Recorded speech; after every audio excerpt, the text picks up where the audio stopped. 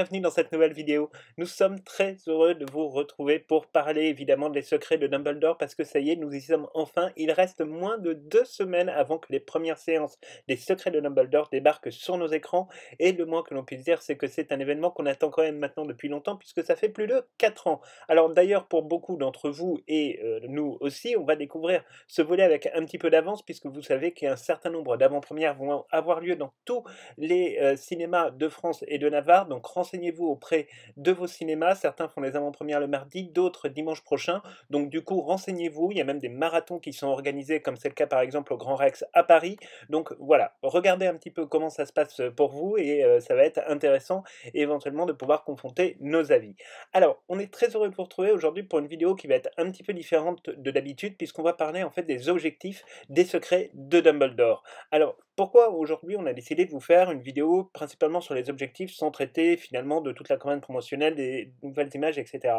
Tout simplement parce que c'est aussi une vidéo qui va nous permettre, entre guillemets, de remettre un petit peu, peut-être les points sur les i sur un certain nombre de choses, et puis surtout, en fait, eh ben, vous aider aussi à voir un petit peu ce que nous, on attend des secrets de Dumbledore et pour nous, finalement, bah, qu'est-ce que ça voudra dire un film réussi quand on parlera évidemment des secrets de Dumbledore. Donc pour nous, en fait, il y a deux sortes d'objectifs. Il y a d'une part les objectifs économiques, mais il y a aussi et surtout évidemment les objectifs narratifs, c'est-à-dire ce qu'on attend de l'histoire. Alors parmi ces objectifs-là, évidemment, on va essayer de vous détailler au maximum un petit peu, et ce qui sera très intéressant, c'est de pouvoir en discuter donc sur notre serveur Discord, mais aussi dans les commentaires avec vous pour savoir un peu, vous, quels sont vos objectifs, la manière dont vous percevez les secrets de Dumbledore, est-ce que vous attendez véritablement au fond de ce film.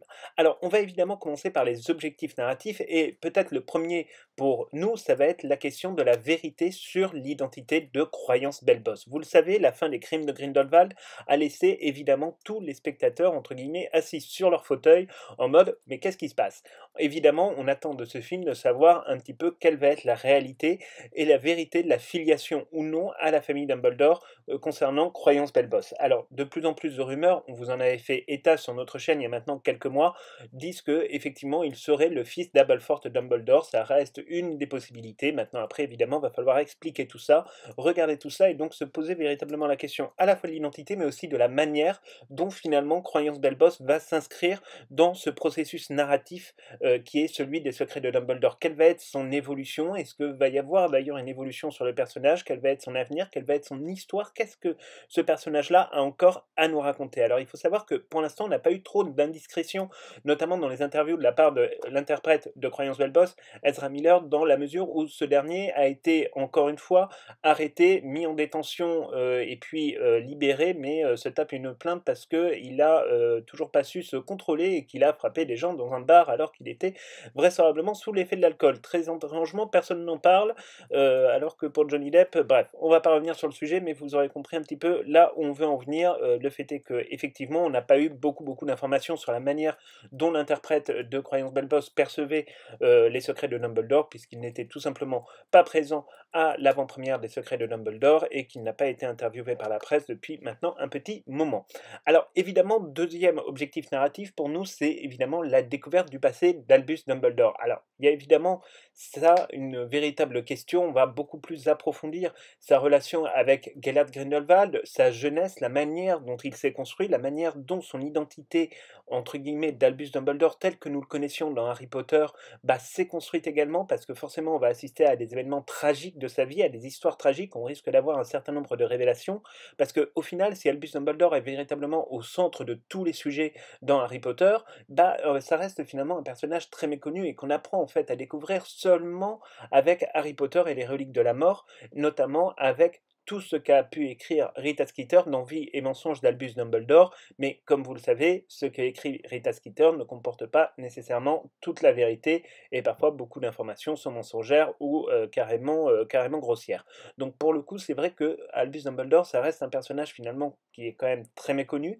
On a eu quelques brides d'informations par certains proches, comme Elphias Doge par exemple, mais ça reste effectivement un personnage qu'on ne connaît pas, qu'on ne connaît absolument pas, on ne connaît pas tous les ressorts de sa personnalité, en tout cas dans sa jeunesse et puis évidemment dans cette période qui couvre la question des animaux fantastiques. Donc là aussi, évidemment, il va y avoir un véritable sujet, y compris dans ses relations, par exemple, qu'il peut entretenir avec son père, la manière dont ça a pu se passer effectivement avec sa mère aussi, la manière dont ça se passe avec Aberforth Dumbledore, et puis évidemment sa relation aussi à Ariana Dumbledore.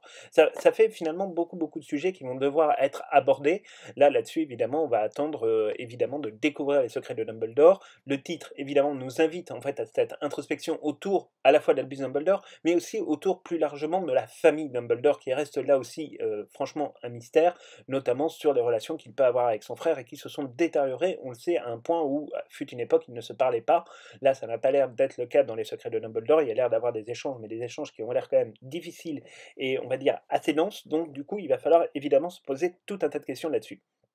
Alors, pour nous, troisième objectif narratif, c'est la question de l'approfondissement finalement d'un monde des sorciers beaucoup plus vaste que ce qu'on a pu découvrir à la fois dans le premier et le second volet, mais aussi dans toute la saga Harry Potter. C'est-à-dire que effectivement, la saga Harry Potter, elle était concentrée évidemment sur la scolarité de Harry Potter et sur la lutte finalement contre Lord Voldemort avec cette deuxième guerre des sorciers. On avait une vision qui nous était apportée, notamment au travers de Harry Potter et l'Ordre du Phénix, sur ce qui avait fait finalement le sel de la première guerre des sorciers contre Voldemort, mais on manquait finalement un petit peu d'ouverture sur le monde. La volonté de J.K. Rowling avec cette saga des Animaux Fantastiques, c'est évidemment d'ouvrir encore plus cette dimension finalement de le monde international de la magie. Et là, évidemment, on va découvrir un certain nombre de choses. Alors ça a commencé avec le premier épisode, où on a découvert tout le fonctionnement de la communauté des sorciers d'Amérique du Nord, avec notamment le célèbre congrès magique des États-Unis d'Amérique, le MACUSA. Ensuite, pour les crimes de Grindelwald, on est retourné pour la première fois au ministère de la magie britannique, et ensuite on est allé vers le ministère des Affaires magiques de la France, où là, effectivement, on a découvert un peu le fonctionnement du monde des sorciers français, qui était encore un mode de fonctionnement tout à fait différent. Les secrets de Dumbledore semblent là aussi suivre un petit peu la même logique, mais sauf qu'on va évidemment découvrir beaucoup plus, entre guillemets, du monde magique que ce qu'on a pu découvrir dans les deux premiers volets, puisqu'on sait déjà qu'on va aller au Bhoutan. Le Bhoutan semble être un endroit extrêmement important pour le monde magique. D'ailleurs, on pourrait même en apprendre un petit peu plus sur les origines de la magie. Ça resterait quelque chose d'assez intéressant à notre sens, et on a vraiment hâte de voir un petit peu ce que ça peut apporter. Donc, il y a déjà cette première question-là, finalement, qui est un peu au centre des sujets, c'est qu'est-ce qui se passe au Bhoutan. Ensuite, on a évidemment la question de l'Allemagne. On sait qu'en Allemagne, il va se passer un certain nombre de choses, à la fois dans une prison, à la fois au ministère allemand de la magie. Donc là aussi, on va peut-être découvrir aussi un peu le mode de fonctionnement de cette communauté allemande du monde de la magie. Ça peut être intéressant. On sait aussi qu'on va aller en Chine. Alors la Chine, ça a l'air d'être une partie un petit peu plus sauvage, où on va être véritablement sur de la poursuite de créatures fantastiques. Donc bon, ça évidemment, il faudra voir si on s'attache un petit peu plus sur les détails. Et puis aussi, élément qui va être intéressant, c'est qu'on va retourner beaucoup plus à Poudlard, et que donc on va peut-être finalement assister aussi à l'évolution de la communauté sorcière de Grande-Bretagne, puisqu'on l'a connue sous Harry Potter. Là, on va peut-être la découvrir un petit peu plus. Nous, c'est un petit peu ce qu'on souhaiterait dans, effectivement, les séquences qu'on verra à Poudlard, avec l'évolution des enfants, peut-être l'évolution un petit peu de l'école. Donc ça reste quelque chose d'assez intéressant, évidemment, aussi à découvrir. Quatrième objectif narratif, pour nous, c'est la poursuite, évidemment, de Grindelwald vers le pouvoir. Donc c'est continuer, finalement, à suivre cette ascension assez phénoménale et assez, on va dire, difficile à analyser. Vous le savez, on vous a fait toute une vidéo sur la question de savoir si Grindelwald avait-il raison ou tort. Nous, effectivement, on a pointé dans cette vidéo un certain nombre de points qui pouvaient être des points intéressants de l'idéologie qui était celle de Grindelwald, mais aussi celle d'Albus Dumbledore, mais avec évidemment des pratiques qui ne sont pas tolérables et qui ne sont pas acceptables. Donc là, on va voir effectivement la manière dont il va faire évoluer son personnage, surtout que, évidemment, vous le savez, c'est un nouvel interprète qui prend la place et le rôle de Gellert Grindelwald dans la personne de Mads Mikkelsen. Donc là, on va être vraiment, on va dire, très attentif finalement à la manière dont ce personnage va évoluer et donc va conduire finalement son ascension vers le pouvoir et éventuellement vers la communauté internationale des mages et sorciers. Là, on voit très bien déjà dans les bandes annonces qu'il y a une modification assez substantielle du personnage, mais qui est finalement une suite assez logique, c'est-à-dire qu'on découvrait un Grindelwald dans les crimes de Grindelwald qui était très populiste, très charismatique, mais voilà, qui manipulait véritablement la communauté des sorciers pour que cette communauté finalement se cale sur ses envies. Et puis de l'autre côté, évidemment, là on va découvrir un Grindelwald qui passe à l'action. Donc on est vraiment sur deux temps qui sont tout à fait différents, donc on va voir évidemment ce que ça va donner, mais c'est vrai que pour nous, c'est vraiment un point important des objectifs des secrets de Dumbledore. Ensuite, cinquième objectif narratif pour nous, évidemment, c'est l'évolution des personnages que l'on connaît déjà. Par exemple, comment va évoluer Norbert Dragono? Norbert Dragono, dont on sait quand même qu'il doit vivre le deuil de l'état Lestrange, dont on sait aussi qu'il doit vivre vraisemblablement la séparation, ou tout du moins l'éloignement de Tina Goldstein. Comment est-ce qu'il évolue? Quelle est aujourd'hui sa position, sachant que, évidemment, les crimes de Grindelwald l'ont amené à faire un choix qu'il refusait de faire fut une époque. Donc ça reste une véritable question. On va voir effectivement comment il s'accommode de ce choix, comment il s'inscrit finalement dans la durée avec Albus Dumbledore, comment ce système fonctionne. Là, ça reste vraiment un vrai sujet. Il y a aussi l'évolution évidemment de Queenie Goldstein. Alors Queenie Goldstein, elle aussi, pour elle, les crimes de Grindelwald ont été un moment fatidique, puisque elle aussi a dû faire un choix, et ce choix a été celui de Gellert Grindelwald. Alors est-ce qu'elle regrette ce choix aujourd'hui? Comment elle s'en accommode? Comment elle vit cette situation finalement, elle aussi, de séparation vis-à-vis de Jacob Kowalski, puisque rappelons-nous quand même que son choix de rejoindre Gellert Grindelwald se base surtout effectivement sur cette possibilité de pouvoir vivre un jour, on va dire, à la grande lumière, à la lumière, cette relation qu'elle a avec Jacob Kowalski. Ça reste là aussi un point de questionnement, donc comment est-ce qu'elle a évolué? On voit effectivement un certain nombre d'indices dans les bandes annonces, on vous en a déjà parlé dans un certain nombre de vidéos que vous pouvez retrouver évidemment sur notre chaîne, dans la playlist des secrets de Dumbledore, mais évidemment c'est un des personnages qu'on attend le plus, et dont on attend le plus finalement de savoir quelle évolution J.K. Rowling a réservée effectivement à Queenie Goldstein. Troisième personnage évidemment qu'on attend avec beaucoup d'impatience, c'est Jacob Kowalski. Jacob Kowalski, dont on voit bien effectivement dans un certain nombre de bandes annonces qu'il s'est quand même un peu décollé du monde des sorciers, que tout ça a été finalement beaucoup de souffrance pour lui. Donc qu'est-ce que cela veut dire? Comment est-ce qu'il va revenir? On sait qu'il revient par l'intermédiaire notamment de Eulalie X, qu'on va découvrir donc dans les secrets de Dumbledore. On va voir évidemment comment il va évoluer, lui aussi sa relation vis-à-vis de Queenie, et finalement aussi qu'est-ce qui va se passer pour lui avec cette histoire de baguette magique. Enfin, il y a tout un tas de choses qui vont être quand même vachement intéressantes. Autre personnage dont on attend évidemment l'évolution, c'est pour nous un de nos personnages préférés, c'est évidemment Thésée Dragono. Thésée Dragono, lui on le sait aussi, comme son frère, vit le deuil de l'état Lestrange, avec la petite différence du fait que l'état Lestrange était sa fiancée, et que donc ils étaient destinés à se marier. Donc là aussi on peut imaginer effectivement que la situation n'est pas très simple pour lui. Donc ça nous intéresse aussi de voir effectivement comment il construit son deuil, et comment en fait il construit l'évolution de son personnage. Et là-dessus on sait que Callum Turner, qui est l'interprète donc de Thésée Dragono, aura forcément beaucoup de ficelles à mettre en place dans les secrets de Dumbledore pour finalement nous faire découvrir encore plus son personnage, qui a l'air d'être un personnage pour le coup absolument fascinant, et dont on attend évidemment énormément de choses. Ensuite, autre personnage évidemment dont on attend entre guillemets l'évolution, c'est Youssouf Kama. Youssouf Kama, qu'on ne pensait pas peut-être récupérer aussi rapidement dans les secrets de Dumbledore, hein. C'est un acteur et finalement un personnage qu'on a découvert dans les crimes de Grindelwald, qui s'est avéré finalement être un très très bon personnage, et quelqu'un avec une histoire absolument passionnante, très difficile, très on va dire très lourde. Là aussi, il va falloir qu'il fasse le deuil de son passé, qu'il vive finalement cette nouvelle vie où vraisemblablement il est délivré de son serment inviolable, puisque l'identité entre guillemets donc de Corvus Lestrange Junior semble être définitivement réglée. Alors après, on verra évidemment s'il y a des rebondissements de ce côté-là, mais on peut imaginer qu'effectivement il se découvre une nouvelle vie, et avec une nouvelle manière évidemment d'aborder les choses. Donc ça reste quelque chose qu'il faudra évidemment découvrir. Ensuite, dernier personnage évidemment, mais on vous en parlait un petit peu plus auparavant, c'est évidemment Albus Dumbledore, dont on attend évidemment beaucoup, vous l'aurez compris, d'autant plus que Jude Law est quand même un de nos acteurs préférés, donc on attend évidemment beaucoup de choses là-dessus. Alors ensuite, autre objectif narratif évidemment, c'est la découverte de nouveaux personnages. On sait que cette saga est très forte pour introduire des personnages qui parfois sont extrêmement charismatiques. Ça a été le cas avec Leta Lestrange, interprétée par Zoe Kravitz, qui évidemment, elle, a crevé l'écran dans les crimes de Grindelwald. Donc là, on attend effectivement la découverte d'un certain nombre de nouveaux personnages, alors certains qui n'existaient pas auparavant, ou qu'on avait vu simplement apparaître dans les crimes de Grindelwald, et puis peut-être d'autres effectivement qui vont faire leur apparition, et qui vont un petit peu plus nous parler. Alors comme ça, pêle-mêle, évidemment, la première dont on va vous parler, c'est Eulalie X. Alors Eulalie X, on sait assez peu de choses sur elle, on vous a fait toute une vidéo sur le sujet, on sait qu'elle est issue de parents moldus, ce qui explique entre guillemets son implication dans la première armée de Dumbledore. On sait aussi évidemment qu'elle est une personnalité finalement assez joyeuse, assez charismatique. Elle est professeure d'enchantement à Ilvermorny, et c'est à peu près tout ce qu'on sait actuellement. Alors évidemment, Eulalie X, on a l'impatience de découvrir un peu plus son personnage. Ça a l'air d'être un personnage très drôle, qui a l'air d'apporter vraiment une dose d'humour. Et le duo qu'elle forme avec Jacob Kowalski a l'air plutôt assez sympa, ça a l'air de bien pivoter.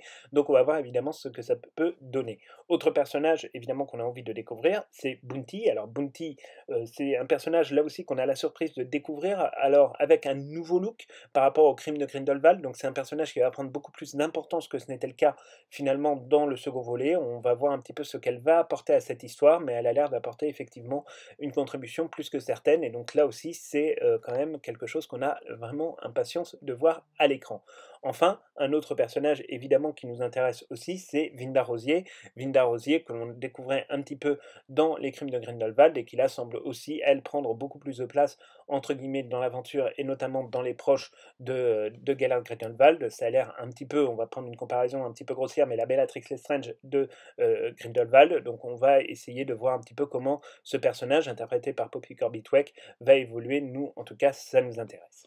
Enfin, dernier objectif narratif pour nous, c'est évidemment de réaffirmer les liens de la saga avec Harry Potter. Et ça fera la transition d'ailleurs vers les objectifs économiques. Parce que c'est vrai que malheureusement, beaucoup de gens n'ont pas nécessairement toujours fait le lien entre les animaux fantastiques et la saga Harry Potter. Alors pourtant, ils ont mis le paquet, notamment sur le deuxième avec Poudlard, avec Albus Dumbledore, mais parfois, et ça revient aussi, nous, dans les commentaires qu'on a sur cette chaîne, parfois on nous dit, mais oui, mais c'est pas le même Albus Dumbledore que dans Harry Potter. Et pourtant, c'est la même histoire, c'est juste 80 ans avant, entre guillemets, et donc forcément, bah, on retrouve un certain nombre de personnages que l'on a connus, et réaffirmer bah, finalement les liens de la saga avec Harry Potter, ça reste quelque chose qui est important pour les fans. Alors pour nous, ça l'est un petit peu moins, parce que justement, on aimait bien ce côté d'être un petit peu décollé de l'histoire originelle, pour pouvoir découvrir d'autres parcelles, mais ça reste un objectif évidemment qui est important aujourd'hui pour finir de convaincre finalement les fans qu'on est bien dans le même monde magique et que ce monde magique finalement a une histoire beaucoup plus vaste que la simple question de Harry Potter qui reste, même si c'est absolument magique, une histoire relativement enfantine. Là on se dirigera quand même vers quelque chose d'un petit peu plus adulte. Et évidemment cet objectif narratif, on vous le disait, va nous permettre de faire la transition vers les objectifs économiques de ce film. Parce que les objectifs économiques c'est quelque chose qui est important puisque c'est ce qui va assurer en partie l'avenir de la saga. Alors, on va revenir très rapidement d'abord sur les chiffres des crimes de Grindelwald, parce que là-dessus, on a entendu tout et son contraire. Alors, on nous disait souvent, ah bah oui, mais ça a été un échec monumental, ah bah oui, ça a été une catastrophe, ah bah oui, ça a été le plus mauvais film de tous les films consacrés au monde magique, ah bah oui, c'est la fin de la saga, etc., etc.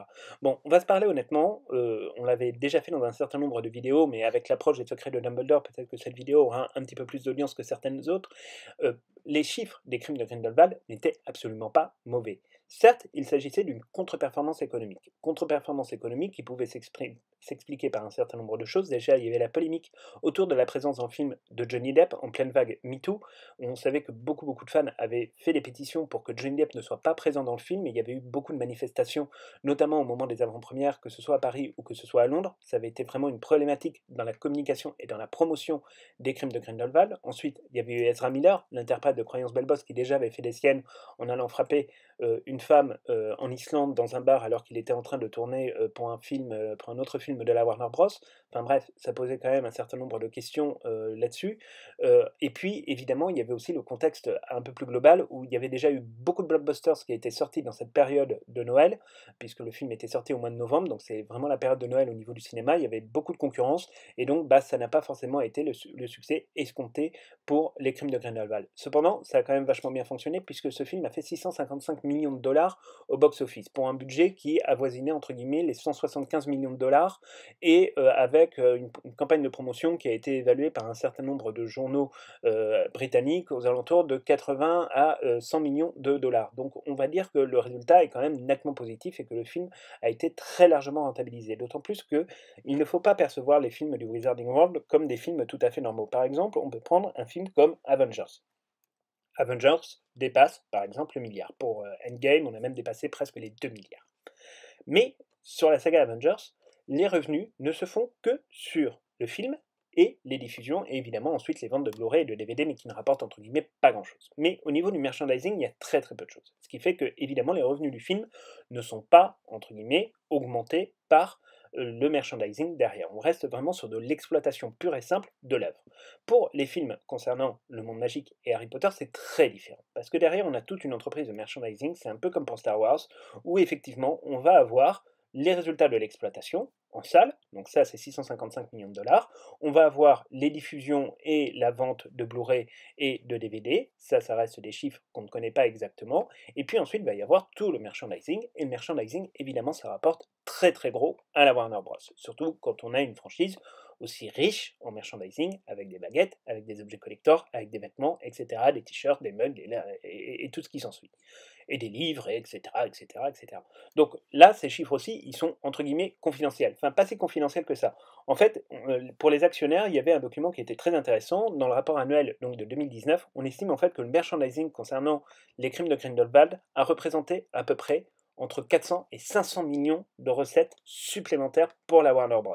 Donc ce qui porterait en réalité le film et les crimes de Grindelwald à un équilibre économique qui serait franchement largement sympathique puisque ça dépasserait en chiffre d'affaires le milliard de dollars. Donc on peut parler, encore une fois, de contre-performance, on ne peut vraiment pas parler d'échec. Ceux qui parlent d'échec sont ceux évidemment qui veulent profiter de la vague, entre guillemets, de rolling bashing, vous savez ce qu'on en pense, pour se faire, entre guillemets, de l'audience, etc. Et dire, ah bah oui, c'est une catastrophe, ah bah oui, le film est nul, ah bah ceci, ah bah cela, etc. etc. Bon. Une fois qu'on a dit ça, maintenant on va se poser la question des prévisions pour les secrets de Dumbledore. Alors, cette question n'est pas déconnectée, entre guillemets, de ce qu'on vous disait sur le rolling bashing. Parce qu'aujourd'hui, évidemment, pour exister, il faut taper sur J.K. Rowling. Ça, c'est un préalable. Ceux qui ne tapent pas sur J.K. Rowling, évidemment, dans la presse, n'ont pas beaucoup d'audience en ce moment. Aujourd'hui, vous avez un certain nombre de réseaux américains et de journaux américains spécialisés qui ont annoncé des prévisions pour les secrets de Dumbledore. Alors, les prévisions, traditionnellement, dans les journaux américains, c'est pour le week-end d'ouverture, parce que aux États-Unis, les films sortent le vendredi, et donc on comptabilise le vendredi, le samedi, le dimanche, et ça donne déjà une idée, entre guillemets, de la courbe qui va être celle du film pour les 3 semaines, un mois à venir, pendant, entre guillemets, l'exploitation, même si l'exploitation des secrets de Dumbledore, à ce stade, est prévue sur une durée environ de 2 mois et demi pour les États-Unis. Donc, là, aujourd'hui, les prévisions, c'est que finalement, le film ferait entre 130 et 140 millions de dollars, juste, entre guillemets, sur le week-end d'exploitation. Donc ça, ce serait un très bon chiffre. Ce serait un bon chiffre, alors qui est minime par rapport aux autres films Harry Potter, mais qui reste un bon chiffre, surtout en plus dans un contexte où effectivement, il y a encore le Covid, il y a encore toutes les difficultés, et puis surtout les habitudes des consommateurs qui ont beaucoup changé. Les gens aujourd'hui vont nettement moins au cinéma, regardent beaucoup plus la télévision, regardent beaucoup plus par exemple des films sur les plateformes de streaming que d'aller au cinéma, parce que ça reste effectivement un loisir qui est devenu très cher, notamment dans les centres urbains, où il faut quand même imaginer qu'une place de cinéma, notamment par exemple en France, à Paris, c'est 14 euros. 14 euros, quand on est tout seul, ça va. Quand on est une famille de 2 adultes avec 3 enfants, par exemple, c'est beaucoup plus compliqué, ça coûte beaucoup plus cher. Et donc, forcément, les gens vont moins au cinéma et ils ont trouvé effectivement la parade avec les plateformes de streaming. D'autant plus qu'il faut savoir qu'effectivement, sur les plateformes de streaming, maintenant aux États-Unis, en payant un petit peu plus, vous avez accès aux films, généralement pour 29,99 € directement, par exemple, sur une plateforme type Disney Plus ou HBO Max. Donc, ça, c'est un petit peu la différence. C'est-à-dire que les résultats du box-office ne vont pas pouvoir être regardés de la même manière que les autres. On est dans un contexte qui est différent. Maintenant, après, ce qui est certain, c'est que le film dépassera largement les 500 millions de dollars, et puis ira probablement largement au-dessus, compte tenu de la campagne de promotion qui est très importante. Nous, on espère effectivement qu'il dépassera les crimes de Grindelwald, et on a finalement assez peu de doutes là-dessus, parce qu'il y a quand même un petit peu plus d'engouement pour les secrets de Dumbledore qu'il n'y en avait pour les crimes de Grindelwald. Donc ça va être le point, entre guillemets, à vérifier et à regarder. Alors ensuite, on peut se poser la question de savoir si ces résultats économiques seront importants pour l'avenir de la saga. Alors évidemment, ils seront scrutés à la loupe. C'est-à-dire que si on avait un film qui ne faisait absolument aucune entrée, on sait que c'est absolument terminé et qu'il n'y aura pas des Animaux Fantastiques 4. Là, en l'occurrence, on sait par David Yates, et il l'a reconfirmé lors de l'avant-première mondiale, que effectivement, les Animaux Fantastiques 4 auront bien lieu et qu'ils sont même au stade, entre guillemets, de la pré-production. Ils vont terminer là le tournage qu'ils font sur un petit film dont on vous parlait dans une vidéo spécialisée sur David Yates comme réalisateur, et ensuite il va se remettre effectivement à la production active des Animaux Fantastiques 4, avec un tournage qu'on nous annonce peut-être être plus rapide que prévu. Donc ça voudrait dire qu'effectivement on pourrait peut-être découvrir, allez, soyons fous, peut-être dans 1 an et demi, peut-être 2 ans, allez, on va dire 1 an et demi, on espère 1 an et demi, les Animaux Fantastiques 4, ce qui serait absolument phénoménal. Donc ça, maintenant, ça va être un point de questionnement. On va voir évidemment comment tout cela va évoluer. Donc les résultats économiques, ils auront un impact, mais en l'occurrence, le choix de la Warner, il est déjà fait, c'est qu'on a déjà lancé la suite. Et ça, quelque part, il n'y a pas de surprise là-dessus. On vous a fait toute une vidéo à laquelle on vous renvoie. Effectivement, on parle de cette question de la suite de la saga. Encore une fois, ne croyez pas tout ce que les gens qui veulent taper sur J.K. Rowling, que ce soit les influenceurs, les youtubeurs HP, etc., qui tapent à longueur de journée sur J.K. Rowling, pourtant en engrangeant des revenus sur le dos de ses créations et de son œuvre, vous disent la saga ira bel et bien à son terme, il n'y a pas de difficulté là-dessus. C'est en tout cas une certitude aujourd'hui parce qu'il y avait tout un tas de raisons pour lesquelles de toute façon ce n'était pas possible que la Warner abandonne entre guillemets cette œuvre. Donc voilà grosso modo un petit peu pour la question des objectifs que nous on voit dans les Animaux Fantastiques 3. Maintenant ça va être à vous de nous dire dans les commentaires ce que vous percevez entre guillemets de ce film, comment vous attendez les secrets de Dumbledore, comment vous voulez découvrir ce film, qu'est-ce que voilà, vous attendez le plus. Nous ça nous intéresse vraiment de pouvoir en parler avec vous. Pour ça vous savez que vous pouvez nous retrouver sur Discord, vous pouvez nous retrouver sur Instagram, sur Twitter et également évidemment surtout dans les commentaires sur notre chaîne YouTube. Et de toute façon on va se retrouver très très bientôt pour une toute nouvelle vidéo, puisqu'on vous fera une nouvelle vidéo pour se préparer entre guillemets, et notamment toutes les personnes qui n'ont pas nécessairement vu les crimes de Grindelwald ou les Animaux Fantastiques et qui là vont aller voir les secrets de Dumbledore. Il y en a plein, donc on va essayer d'un petit peu de résumer tout ça et de condenser tout ça. On va trouver un petit peu des solutions à tout ça pour finalement que tout le monde puisse se préparer objectivement à rentrer dans cette période absolument phénoménale et magique qu'est la sortie des secrets de Dumbledore. Et en tout cas, on se retrouve donc très très bientôt. Pour tous ceux qui nous rejoignent, évidemment, n'hésitez pas à vous abonner à notre chaîne, vous êtes de plus en plus nombreux à nous rejoindre et ça pour nous, ça nous fait toujours plaisir. N'oubliez pas de liker aussi cette vidéo, ça nous encourage toujours à produire du contenu. Et de toute façon, on se retrouve très très très vite pour de nouvelles aventures toujours aussi magiques. À très bientôt.